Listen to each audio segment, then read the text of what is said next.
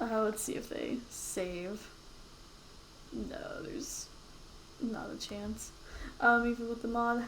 So they're gonna take all 33 of that damage. Ooh, buddy.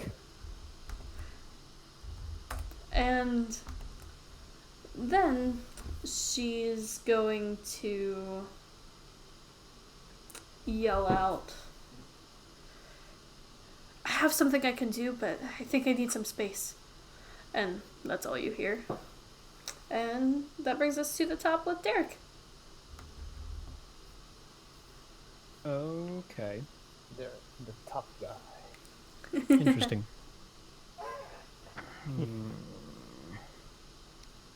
What to do, what to do, what to do. I guess, what's the best thing I've got? Christ. The best thing you can do is rip and tear until it is done. I think you may just be right. So Derek is going to just shuffle around to the side to try and pin the warlock between himself and Sunivi, and then reaches back and with the sonic energy building around his thunder gauntlet is going to try and booming blade the warlock in the face. Okay. Ooh, 17. That does hit.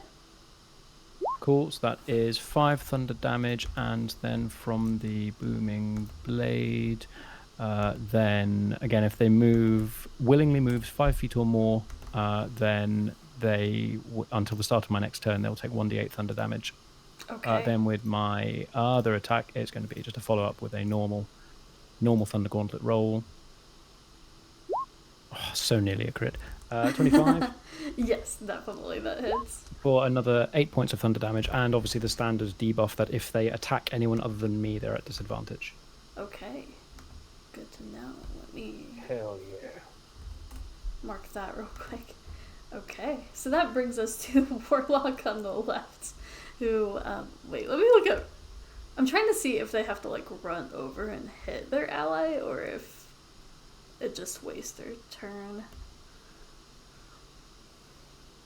The charm target must use its action before moving on each of its turn to make a melee attack against a creature other than itself that you mentally choose. The target can act normally on its turn if you choose no creature or if none are within its reach. So, unfortunately, the way that's worded,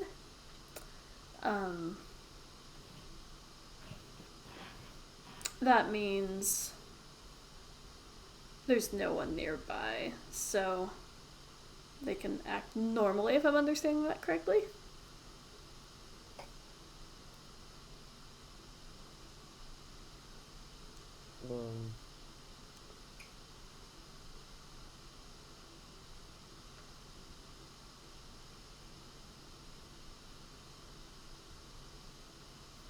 Because it says the charm target must use its action before moving to attack a creature.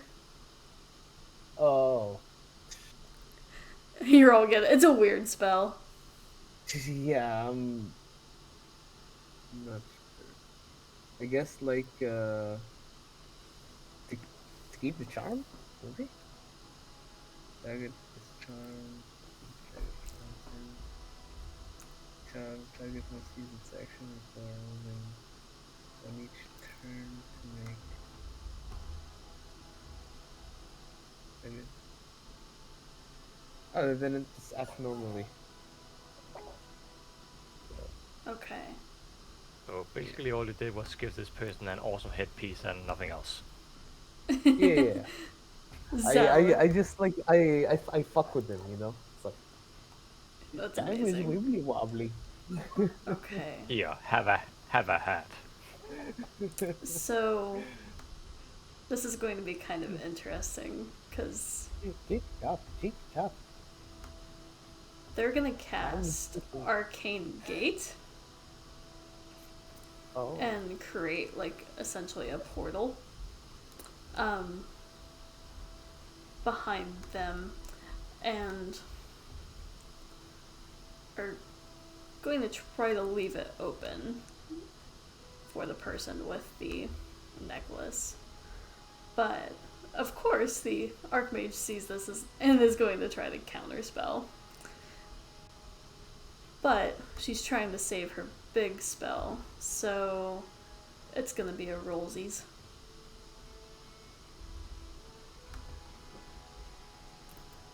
So, let's see. She has to roll using her intelligence mod.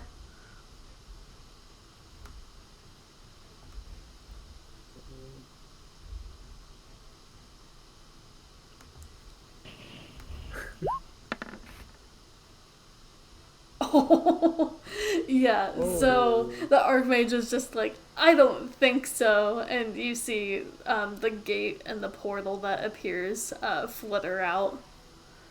But again, her counterspell for this round is burnt. That will bring us to Glucose after you see this. I'm gonna cut a fireball, like a Kamehameha style. Like peer over the doorway and be like, everybody out! I'm going to turn this office into toast milk. And I'll prepare. Oh, sorry.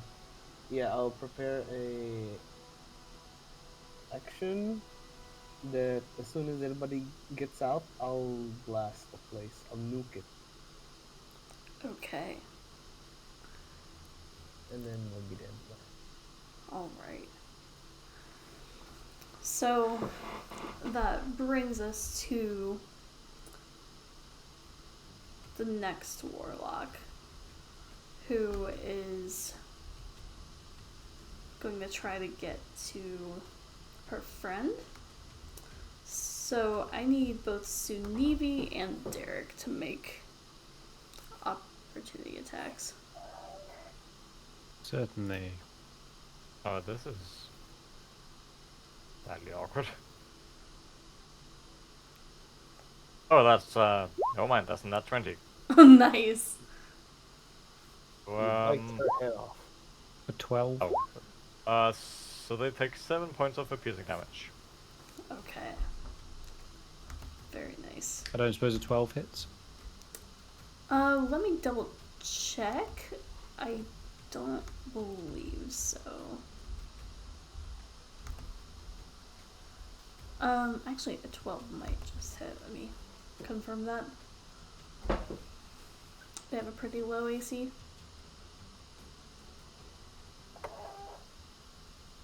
Oh, 15 with mage armor. Yeah. I was wondering. Alright, so let me add that to points. Okay. So you see that the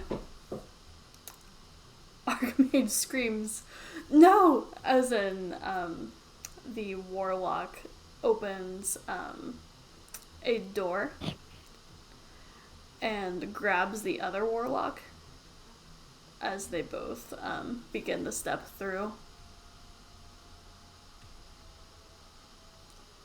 So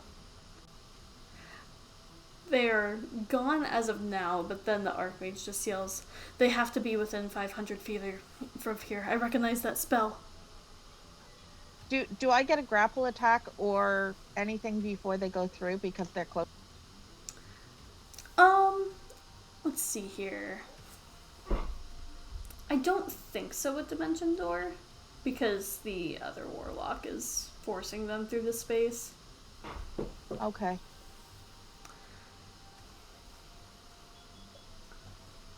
So if you guys want to give me a perception check. Is it active perception or passive perception? My passive perception is better. Active. Wait, are they like are they free to move? Oh, I spoke too soon. 18. Nice. What was your question, Glucose? Are we free to move? Yes. So it's briefly broken initiative just because no one knows where the fuck they are. Okay, so we went into a corridor, right, or something? Gate. Yeah, Different so path you guys are in the office area right now, but you're free to in the move. office. No, the gate that the opening. So it actually Or shut. It's a one-use spell. Um, they ah, went okay. with Dimension Door instead of Arcane Gate since it was lower. Okay. Don't take this the wrong way, but did you just say 500 feet?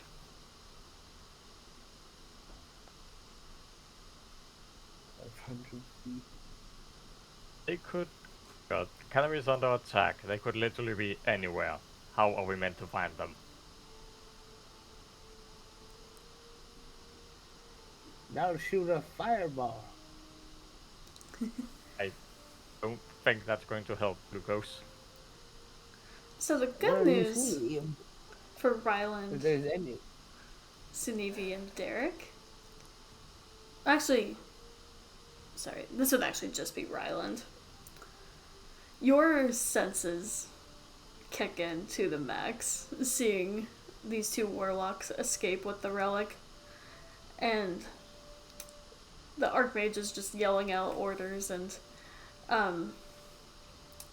you see that they have to teleport somewhere they are familiar with, and not being entirely familiar with the area, they poofed actually down in the courtyard.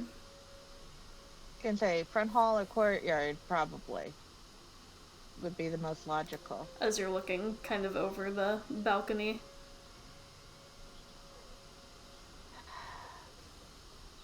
How much damage would I take if I jumped to the courtyard? It would be about a, let's see, 10. It's a 30-foot drop. Oh.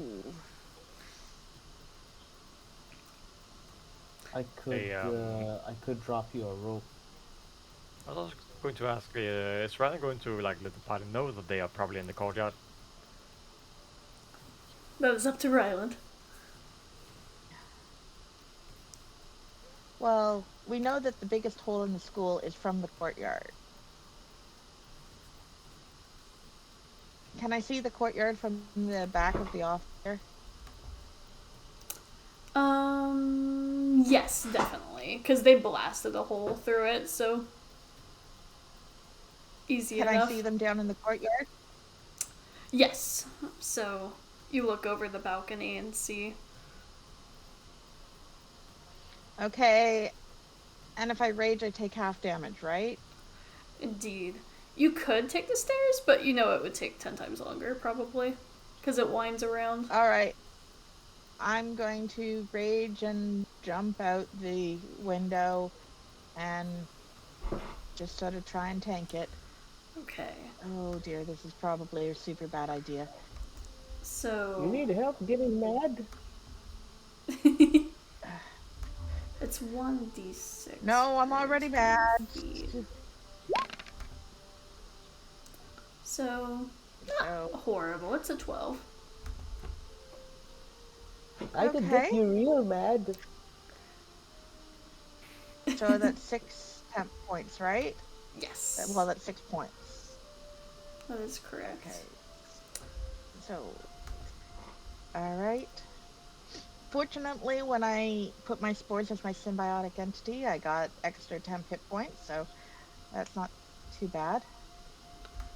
Woo! What, you wanted to give me some of the blue cheese? So.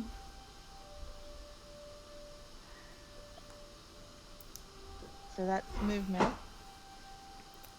And I guess Awesome. I have to jump to the courtyard map. Yes. And are all of you guys following?